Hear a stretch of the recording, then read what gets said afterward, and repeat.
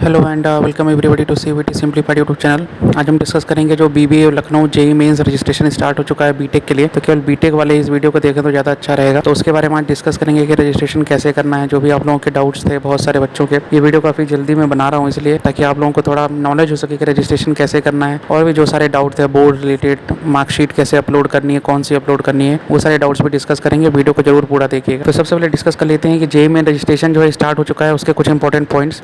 तो आप लोगों को लिंक मिल जाएगा डिस्क्रिप्शन बॉक्स में ही। पोर्टल जो है अब काम कर रहा है, कल तक काम नहीं कर रहा था। तो जिन बच्चों को भी डाउट है कि पोर्टल काम नहीं कर रहा है, तो पोर्टल स्टार्ट हो चुका है काम करना। आप वहाँ पे जाकर रजिस्ट्रेशन कर सकते हैं। आपको लिंक मैं प्रोवाइड कर दूंगा डिस्क्रिप्शन और पिन कमेंट में। जो लास्ट डेट है अप्लाई करने की दैट इज़ 5 अगस्त। तो उससे पहले ही फॉर्म भर लीजिएगा, नहीं तो वेबसाइट पर ट्रैफिक बहुत ज़्यादा आ जाता है। और बीबीयू की मैं आप लोगों को बता दूँ, बहुत सारे बच्चे पूछ रहे थे कि क्या केवल जेई मेन से एडमिशन होता है या केवल सीयूईटी से एडमिशन होता है। तो मैं आप लोगों को बता दूँ कि 50% सीट जेई मेन से भरी जाती हैं और 50% सीट जो है सीयूईटी से भरी जाती हैं। तो सीयूईटी वाला रजिस्ट्रेशन अभी तक स्टार्ट नहीं हुआ है। जो सीयूईटी का जो रिजल्ट है वो 26 जुलाई के आसपास आएगा। मैंने पहले भी आप लोगों को टेलीग्राम चैनल पे बताया है। तो जो लोग टेलीग्राम चैनल नहीं ज्वाइन किए हैं अब तक, वो ज्वाइन कर लें। आप लोगों को कमेंट बॉक्स में, पिन कमेंट में और डिस्क्रिप्शन बॉक्स में आपको लिंक मिल जाएगा, क्योंकि टेलीग्राम चैनल पे मैं अपडेट्स देता रहता हूँ। तो मैंने टेलीग्राम चैनल पे पहले भी बताया है कि 26 जुलाई को रिजल्ट आएगा और उसके बाद ही जो सीयूईटी यूजी के थ्रू जो बीबीएयू और बाकी सेंट्रल यूनिवर्सिटीज़ का जो रजिस्ट्रेशन है, जो काउंसलिंग है, वो स्टार्ट होगी। तो आप एक्सपेक्ट कर सकते हैं कि सीयूईटी बेस्ड जो काउंसलिंग है वो अगस्त में स्टार्ट होगी सारी सेंट्रल यूनिवर्सिटीज़ की। अभी केवल यहाँ पे हम जेई मेंस की जो काउंसलिंग है बीबीए लखनऊ की बीटेक वालों के लिए, उनकी बात करेंगे। तो आप लोग एक बार जेई मेंस का एक बार फॉर्म भर देंगे। तो फॉर्म भरने के बाद आप लोगों को डॉक्यूमेंट वेरिफिकेशन के लिए बुलाया जाएगा बीबीए लखनऊ में। आप लोगों को फिजिकली जाना पड़ेगा। उसकी एक डेट आएगी, अभी कोई डेट नहीं है। तो आप एक्सपेक्ट करिए कि 5 अगस्त को अगर काउंसलिंग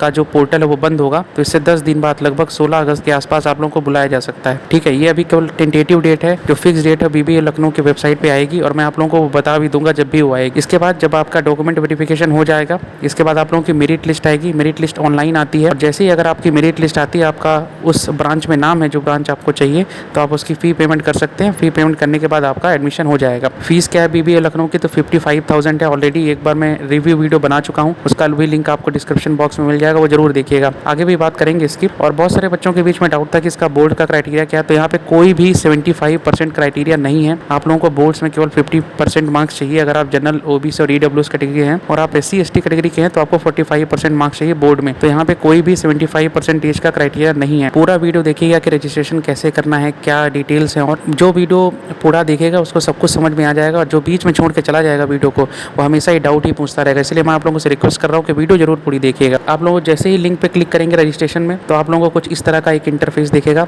तो यहाँ पे आप लोगों को जाने के बाद न्यू रजिस्ट्रेशन पे क्लिक करना है और न्यू रजिस्ट्रेशन पे क्लिक करने के बाद आप लोगों को कुछ ऐसा इंटरफेस दिखेगा। आप अपनी ईमेल आईडी जो रजिस्टर्ड है वो डालेंगे, साथ में अपना नाम डालेंगे, पासवर्ड बनाएंगे, मोबाइल नंबर डालेंगे, फिर ईमेल आईडी पे आपको एक OTP जाएगा। और जैसे ही एक बार आप लोग अपना पोर्टल पे रजिस्ट्रेशन कर देंगे, आप लोग लॉगिन आईडी क्रिएट कर लेंगे, पासवर्ड क्रिएट कर लेंगे, तो कुछ इस तरह का इंटरफेस आप लोगों को मिल जाएगा। अब आपको करना क्या है, आपको अपनी भरनी है बेसिक डिटेल्स। तो आप यहाँ पे अपनी प्रोफाइल पे सिलेक्ट करके अपनी प्रोफाइल बना सकते हैं। और प्रोफाइल बनाने के बाद आप यहाँ पे क्लिक करेंगे सिलेक्ट प्रोग्राम्स में।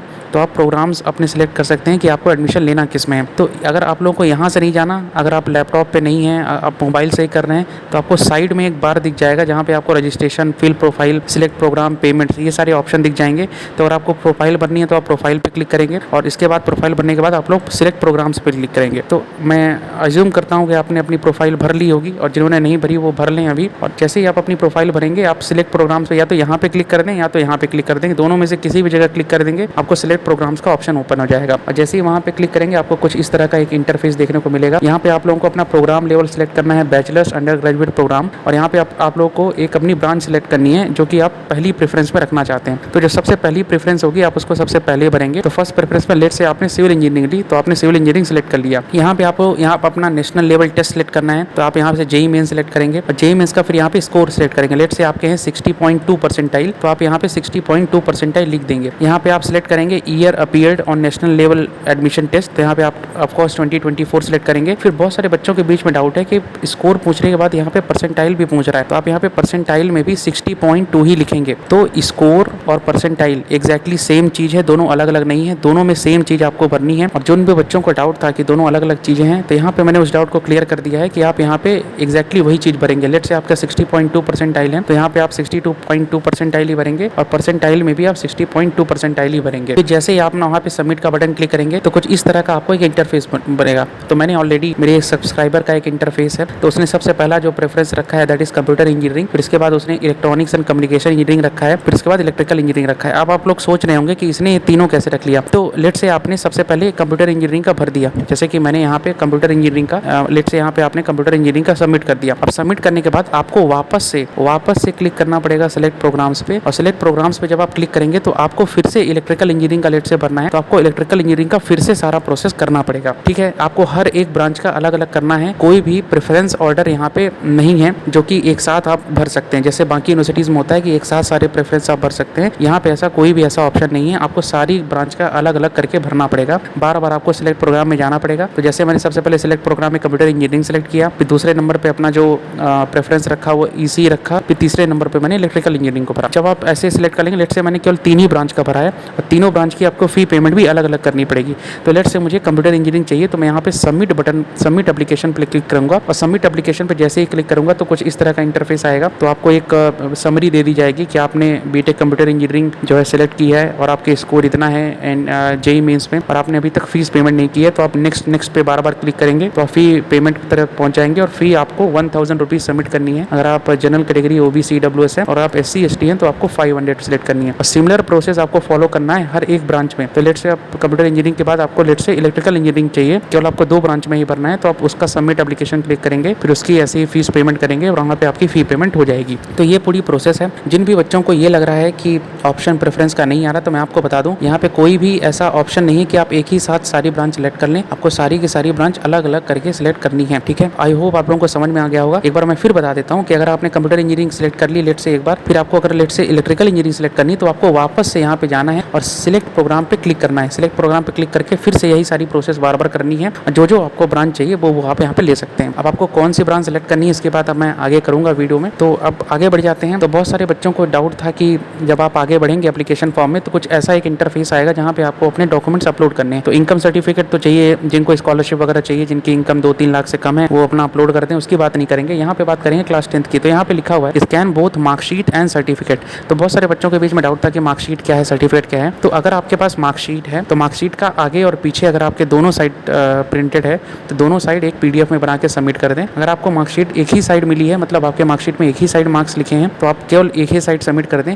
अगर आपको मार्कशीट के साथ एक पासिंग सर्टिफिकेट भी मिला है, जो कई स्कूल्स में कई बोर्ड्स में मिलता है, तो मार्कशीट के साथ आप अपना पासिंग सर्टिफिकेट भी लगा दें। लेकिन अगर आपको केवल और केवल मार्कशीट मिली है तो केवल वही अपलोड कर दीजिए, परफेक्टली वैलिड है, इसमें कोई भी दिक्कत नहीं है। सिमिलरली अगर मैं क्लास 12th की बात करूँ तो यहाँ पे भी अगर आपके पास केवल मार्कशीट है तो मार्कशीट का फ्रंट और बैक आप फोटो खींच के PDF बना के यहाँ पे सबमिट कर दीजिए। कोई भी और सर्टिफिकेट यहाँ पे माइग्रेशन TC यहाँ पे नहीं मांगा गया है, वो आपसे फिजिकल वेरिफिकेशन डॉक्यूमेंट के टाइम पे मांगा जाएगा। अभी आपको यहाँ पे केवल मार्कशीट का फ्रंट और बैक, अगर फ्रंट और बैक नहीं है केवल फ्रंट है तो केवल फ्रंट आप अपना PDF बना के सबमिट कर दीजिए। सिमिलरली यहाँ पे आप लोगों को अपना जेईई मेंस का स्कोर कार्ड अपलोड करना है, बहुत ही ध्यान से अपलोड करना करिएगा। आपके सारे मार्क्स और परसेंटाइल विजिबल होना चाहिए, including your roll number and name. अब यहाँ पे आप व्यू फाइल करके देख भी सकते हैं कि आपने जो सबमिट किया है वो दिख रहा है कि नहीं दिख रहा है, और इसके बाद यहाँ पे आप प्रीव्यू में क्लिक करके आगे बढ़ जाएंगे। ठीक है, तो ये पूरा मैंने आप लोगों को प्रोसेस बता दिया कि कैसे फॉर्म सबमिट करना है। जो बच्चों को डाउट था कि मुझे मल्टीपल ब्रांच सेलेक्ट करनी है, मल्टीपल ब्रांच सेलेक्ट करने का ऑप्शन नहीं आ रहा है, तो वो भी मैंने आप लोगों को बता दिया है। अब बहुत सारे बच्चों को जाना था कट ऑफ क्या है, तो कट ऑफ रिलेटेड ये मैंने एक वीडियो बनाई थी, बहुत ही डिटेल्ड वीडियो है। इसका लिंक मैं आपको डिस्क्रिप्शन बॉक्स में दे दूंगा कि BBA लखनऊ का जेईई मेंस का कट ऑफ क्या जाता है, तो यहाँ पे जाके आप देख लीजिएगा। फिर बहुत सारे बच्चों को फीस जाननी थी, हॉस्टल कैसे मिलता है और यूनिवर्सिटी कैसी है, प्लेसमेंट कैसा है, तो उसके लिए भी एक मैंने रिव्यू वीडियो बनाया हुआ है बीटेक का। तो ये दोनों video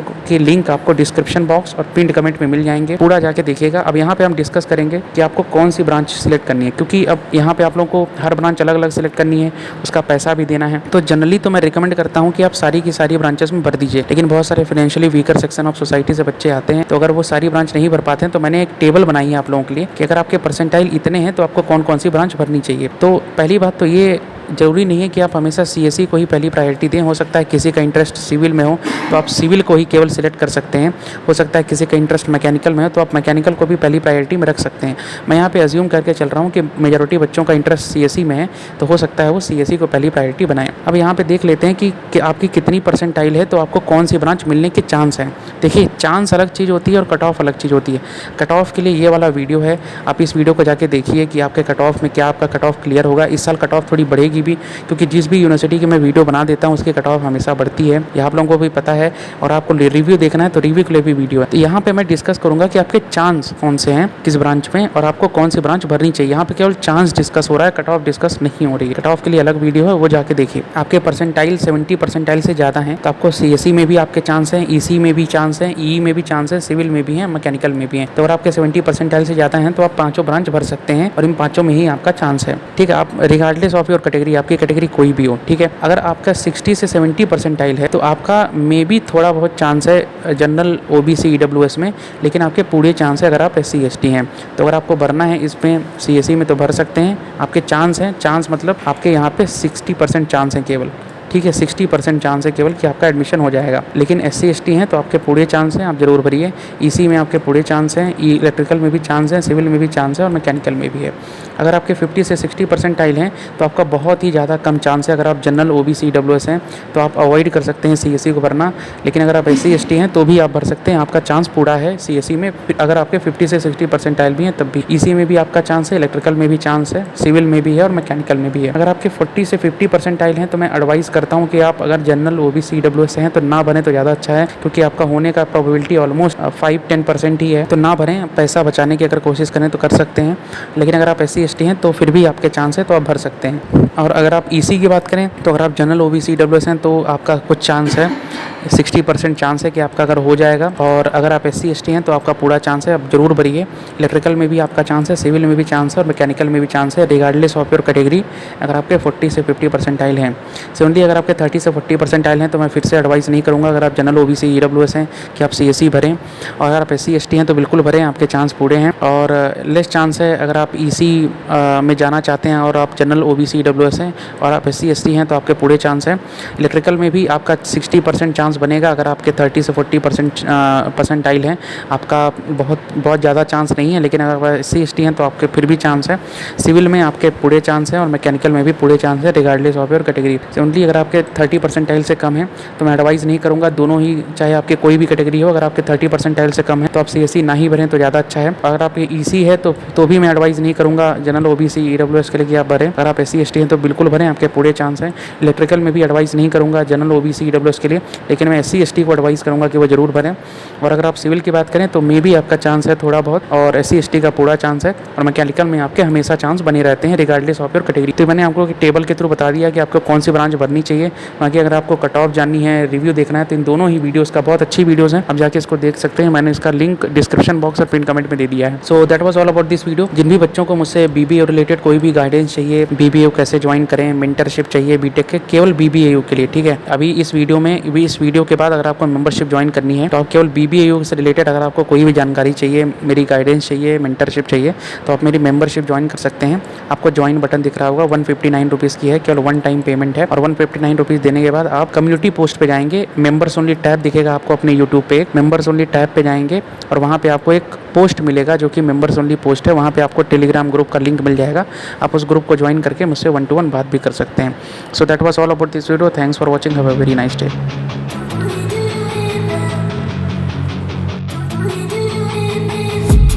I've been dreaming on in my head like I've seen it. A life worth living is a life with meaning. I'll do what I love till my heart stops beating. I'm feeding this demon.